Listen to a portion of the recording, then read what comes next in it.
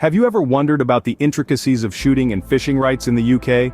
These rights, deeply rooted in the rural British life, are of great significance to landowners and enthusiasts alike.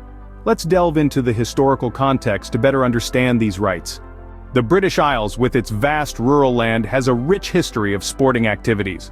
From the noble medieval hunts to modern-day shooting parties, the right to hunt, shoot, and fish has seen significant evolution.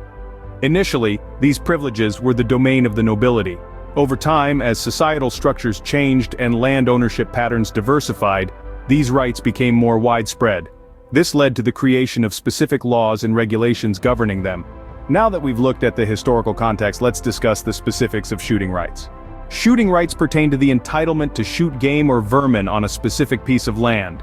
They're not just inherent to land ownership but can also be granted separately. From birds to deer and smaller mammals, the scope of game is vast. But remember, these rights don't give you the freedom to trespass on someone's land without permission. Shooting rights can be granted or reserved through a legal agreement. Now let's see how English property law views these sporting rights. English property law has specific provisions related to sporting rights. These rights, seen as profits of prendary, can be sold, leased, or transferred. Distinctions exist between rights to shoot, hunt, or fish. Property deeds and land registry play a key role. With shooting rights covered, let's move on to fishing rights. Fishing rights, while similar in nature to shooting rights, have their nuances. These rights pertain to the entitlement to fish in a specific water body.